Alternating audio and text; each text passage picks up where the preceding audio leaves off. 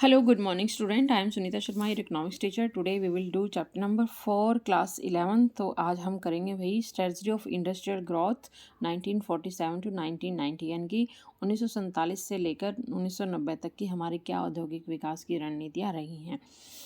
देखो, अगर हम पहले की बात करें, जो अंग्रेज़ों के जब हम गुलाम थे, तो उन्होंने हमारे औद्योगिक जो विकास को जो है बिल्कुल ही समाप्त कर दिया था। एक तरह से हम जो है बिल्कुल ही लो लेवल पर आ गए थे। लेकिन हमारे जो एक अच्छे वैज्ञानिक रहे हैं, पीसी महाबलेश्वर के नाम से आप सबने पढ़ा भी होगा।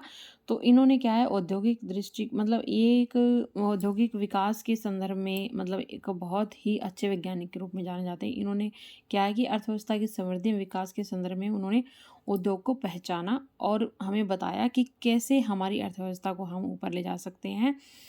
तो इसकी महाबलेश्वर की बात की जाए तो पीसी महाबलेश्वर जो थे, हमारे आयोजक दिव्य दृष्टि वाले थे। अर्थव्यवस्था की समृद्धि विकास के संदर्भ में उन्होंने उद्योग के महत्व को पहचाना और हमें ये बताया कि भारतीय अर्थव्यवस्था की विशाल औद्योगिक आधार की आवश्यकता है और संवेदनशील विकास का एक केंद्र बनने के लिए उद्योग के बहुआयामी विस्तार, समृद्धि, रोजगार, साम्य तथा आधुनिकीकरण लक्ष्यों को प्राप्त करने का प्रयत्न किया, जिसमें राज्य के एक उद्यमी के रूप में प्रत्यक्ष योगदान, यानी कि उनका एक प्रत्यक्ष योगदान के रूप में हम देख सकते हैं किसका, पीसी महाबलेश्वर के रूप में। ठीक है, तो हम देखिए नेक्स्ट पॉइंट हम सबसे इम्पोर्टेंट करते हैं, उद्योगों का महत्व क्या है, इंपॉर्टेंस ऑफ इंडस्ट्री। इन्होंने बताया कि एक इंडस्ट्री में उद्योगों का क्या महत्व है, कैसे हम संरचनात्मक परिवर्तन ला सकते हैं, कैसे वो हमारे रोजगार के स्रोत बन सकते हैं, कृषि के यंत्रीकरण साधनों का स्रोत कैसे हुआ है, विकास प्रक्रिया को गत्यात्मक यानी कि गति प्रदान करना। फर्स्ट पॉइंट पढ़िए, इसमें देखिए संरचनात्मक परिवर्तन। संरचनात्मक परिवर्तन ने जो है हमारे उद्योग में काफ़ी परिवर्तन लाया है। उद्योग के अभाव में आर्थिक वृद्धि विकास जो है विकास पर ही आश्रित रहे हैं, लेकिन मनुष्य जो है केवल मोटे अनाज और जैसे मजदूरी वस्तुओं पर भी निर्भर रहा है। तो उद्योगों के विकास की प्रक्रिया में जो है हमारी डाइवर्सिटी आ जाती है, इनकी विविधता आ जाती है। लोगों में अनेक प्रकार की वस्तुएं जैसे कार है, एसी है, फ्रिज हम उपलब्ध करवा सकते हैं। इसको हम स्ट्रक्चरल ट्रांसफॉर्मेशन कहते हैं, जो मानव जीवन में आराम और व्यवस्था का भी एक स्रोत है। तो औद्योगिक विकास के संरचनात्मक परिवर्तन लाना भी बहुत ही महत्वपूर्ण है।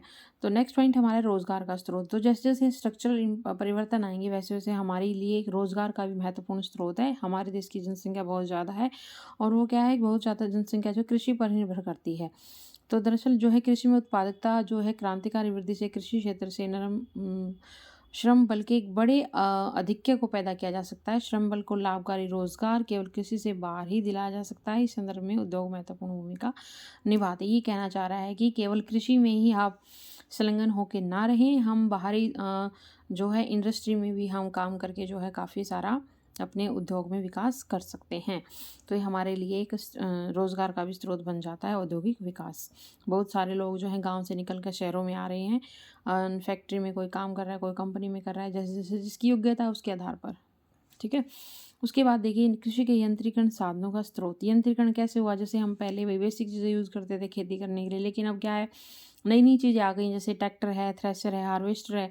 उन वो क्या करती हैं कि जैसे हम मान लो कोई काम 15 दिन तक चलता था, तो वो उस काम को एक दिन में ही संभव बना सकती है, यानी कि कुछ ही घंटों में उसके कारण संभव हो सकता है। तो आधुनिकीकरण से ये संभव हुआ है भाई। नेक्स्ट पॉइंट हमारा विकास की प्रक्रिया को गत्यात्मक प्रदान करना। गत्यात्मक मतलब डायमेंशंस टू ग्रोथ प्रोसेस है। गति मतलब एक स्थिर न रही, मतलब उद्योग जो है उद्योगों को गति प्रदान करना, यानी कि उनमें वृद्धि करना। उद्योगों के अभाव यानी कि उद्योग विकास जो है समृद्धि प्रक्रिया को गत्यात्मक प्रदान करता है, गति प्रदान करता है उनके विकास के लिए। तो उद्योगों के विकास में विकास केवल जीवित न रहने के लिए खाद्यान्न पैदा करने तक ही सीमित नहीं है, बल्कि औद्योगिकरण में भी उसका एक महत्वपूर्ण योगदान रहा है। ठीक है, हम नए नए आयामों को, नए नए डायमेंशंस को बढ़ावा देते हैं, उपभोक्तावाद की लहर का प्रजनन किया है। नेक्स्ट पॉइंट हमारा है ग्रोथ ऑफ सिविलाइजेशन। सिविलाइजेशन मतलब शहरीकरण। लोग जो है उद्योगों स्थापित करने के लिए शहर में आते हैं और अपना औद्योगिकरण जो है अच्छे लेवल तक करते हैं। नेक्स्ट पॉइंट है हमारा आधारभूत संरचना का विकास। इंफ्रास्ट्रक्चरल ग्रोथ भी हुई है, जैसे जैसे बैंक, बीमा है, यातायात है, सड़कें हैं, बांध है, पुल हैं, सामाजिक आधार की संरचना को, स्वास्थ्य संबंधी सेवाओं को भी इसमें हम शामिल कर सकते हैं। औद्योगिक विस्तार के साथ साथ जो आप आधारिक संरचना की जरूरत ने भी उच्च प्राथमिकता प्राप्त कर ली है। ठीक है, जो हमारी यातायात हैं, हमारी बैंकिंग सिस्टम है, हमारे सड़क पुल हैं, उनमें भी काफ़ी डेवलपमेंट देखने को मिला है। नेक्स्ट पॉइंट हमारा है औद्योगिकरण की विकास समृद्धि एक अनिवार्य शर्त। ये कह रहा है कि जो औद्योगिकरण विकास जो है समृद्धि की अनिवार्य शर्त बनकर हमारे सामने आया है। यह कि विकास प्रक्रिया और औद्योगिकरण का आपस में इतना निकट संबंध है कि औद्योगिकरण के अक्सर विकास एक अनिवार्य हम शर्त मान लेते हैं कि भाई औद्योगिकरण विकास और यदि औद्योगिकरण होगा समृद्धि और विकास साथ साथ होगा, यानी कि दोनों एक दूसरे से बिल्कुल निकट संबंध रखते हैं। यह कि सच है कि अधिकांश विकसित देश अब औद्योगिक देश हैं। दरअसल एक अर्थव्यवस्था की समृद्धि विकास की प्रक्रिया में औद्योगिकरण एक स्पष्ट मार्ग के रूप में उभर कर हमारे सामने आया है। औद्योगिकरण जो है एक नई चीज, नई विकास के रूप में हमारे सामने उभर कर आया है। तो ये थे वही सम इम्पोर्टेंट ऑफ इंडस्ट्री के पॉइंट थे। संरचनात्मक, रोजगार का स्रोत, कृषि का यंत्रीकरण, विकास से गत्यात्मक प्रदान करना, सभ्यता का विकास करना, आधारभूत संरचना विकास करना, औद्योगिकरण विकास समृद्धि की अनिवार्य शर्त रहा है। ठीक है, उसके बाद देखिए जो role of the state public sector in industrial development, यानी कि औद्योगिक विकास में राज्य सार्वजनिक क्षेत्र की क्या भूमिका रही है। ठीक है, तो हम देखो ये छोटा सा जो ये साथ में ये दिए होते हैं ना भाई, ये जरूर पढ़ लिया करो। ये कह रहा है कि सार्वजनिक क्षेत्र के अंतर्गत उन उद्यमों को शामिल किया गया जो सरकार द्वारा नियंत्रित करके चलाए जाते हैं और ये मुख्यतः सामाजिक कल्याण के उद्देश्य से संचालित किए गए हैं। वर्तमान में सार्वजनिक क्षेत्र में तो 177 उद्यम है। निजी क्षेत्रों का आशय उन उद्यमों से जिन निजी व्यक्तियों के हाथों द्वारा चलाए जाते हैं, पूरा नियंत्रण होता है उनका। ये मुख्यतः लाभ को अधिकतम करने के उद्देश्य से ही चलाए जाते हैं। तो ठीक है, औद्योगिक विकास में राज्य सार्वजनिक क्षेत्रों की क्या भूमिका है। फर्स्ट पॉइंट हमारा, निजी उद्यमों के पास पूंजी का अभाव होता है। तो जो निजी उद्यम होते हैं जो तो उनके पास जो है लैक ऑफ कैपिटल होता है। भारत में औद्योगिक विकास के लिए निवेश को एक बड़े धक्के की आवश्यकता थी, पूंजी की बड़ी मात्रा में आवश्यकता थी। तो भारत के मुख्य जाने माने निजी उद्यमी टाटा एवं बिरला थे और औद्योगिक विकास हेतु पूंजी की आवश्यकता निजी क्षेत्र में उपलब्धता से कहीं अधिक थी। तो उसके अकॉर्डिंग से जो राज्य सरकार है कि औद्योगिक विकास निवेश का भार जो सार्वजनिक उद्यमों को ऊपर ही छोड़ना पड़ा। ठीक है, नेक्स्ट पॉइंट देखिए, निजी उद्योगों में प्रेरणा का अभाव था।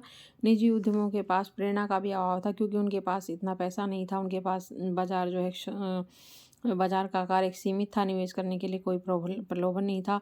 इसी को दूर करने के लिए भी एक सार्वजनिक क्षेत्र की भूमिका महत्वपूर्ण रही है। नेक्स्ट पॉइंट देख लिए, समाज का समाजवादी ढांचा। समाजवादी ढांचा का मतलब क्या है। सरकार को इस बात का पूर्ण ज्ञान था कि इस उद्देश्य को प्राप्त करने के लिए उन्हें जो औद्योगिकरण की इस प्रक्रिया में प्रत्यक्ष रूप से निभानी पड़ेगी और इसका अर्थ ये है कि औद्योगिक धन को हम निजी निवेशकों में हाथ में न केंद्रित करके एक सामाजिक तौर से रोजगार के अवसर पैदा करें और और एक मतलब विकास को जो है प्रोत्साहन दे। ठीक है, तो नेक्स्ट पॉइंट आता है हमारा भाई, ये थे कुछ इम्पोर्टेंट जो हमारे सार्वजनिक क्षेत्र की जो डेवलपमेंट में क्या भूमिका रही है। ठीक है, नेक्स्ट पॉइंट हमारा 1956 से औद्योगिक नीति का प्रमुख घोषणा पत्र क्या था। औद्योगिक 1956 से औद्योगिक इस बात पर घोषणा की गई कि जो औद्योगिकरण में जो है सरकार की प्रमुख भूमिका होगी और दूसरी पंचवर्ष योजना देश के लिए समाजवादी ढांचे की प्रस्तुत मुख्य रही है। तो उद्योगों का 3 श्रेणियों में हमें किया गया है। जैसे हम बता सकते हैं वही जो उद्योग जिनकी स्थापना केवल सार्वजनिक रूप से उद्योगों में की गई है।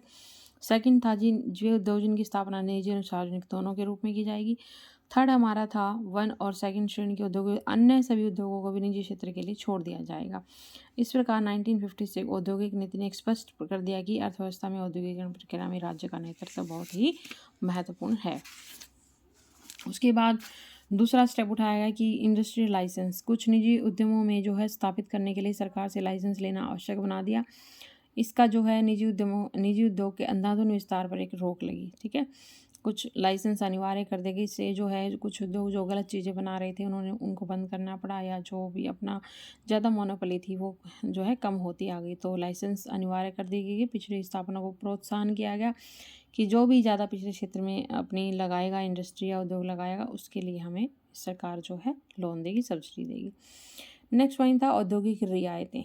औद्योगिक रियायतें में वही पॉइंट आएगा भी, जो सरकार जो पिछले उद्योगों की स्थापना हेतु निजी उद्योगों कई प्रकार की रियायतें भी देगी और पिछले क्षेत्र में नई औद्योगिक इकाई को स्थापना के लिए जो है टैक्स हॉलीडे, रियायती दरों पर बिजली की आपूर्ति करेगी सम्मिलित था।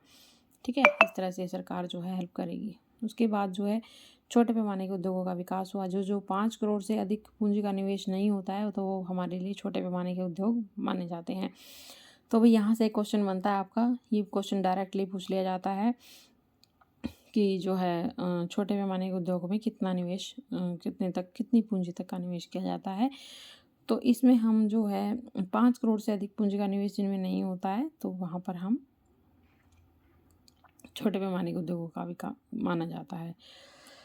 तो इसमें देखिए भाई ये एक हमारी समिति बनी थी, जो इसको हम कार्य समिति के नाम से जानते हैं। This is very important for exam of you. यहाँ ये क्वेश्चन आता है भाई, कार्य समिति किस लिए स्थापित की गई, किस लिए की गई, जिसमें ग्राम एवं छोटे पैमाने उद्योगों की स्थापना की 1955 में इसको स्थापित किया गया। तो इसकी मुख्य विशेषताएं क्या थी? छोटे पैमाने के उद्योग श्रम गहन तथा इस कारण रोजगार परक होते हैं। SSI यानी कि स्मॉल सेक्टर। छोटे पैमाने के उद्योग में स्थान निर्धारण संबंधी लचीलापन आएगा। छोटे पैमाने के उद्योगों को अल्प निवेश की जरूरत होती है, समय अंतर परख कर व्यक्तिगत समानता के रूप में स्थापित की जाएंगी। ठीक है, तो ये थे हमारे इसके कुछ इम्पोर्टेंट जो मैंने आपको करवा दिए हैं। 19 उसके बाद हैं कुछ खास नहीं है, तो जो इम्पोर्टेंट था वो मैंने आपको बता दिया इस चैप्टर में। तो मेरी वीडियो को लाइक शेयर सब्सक्राइब ज़रूर कीजिएगा। Okay, thank you dear student.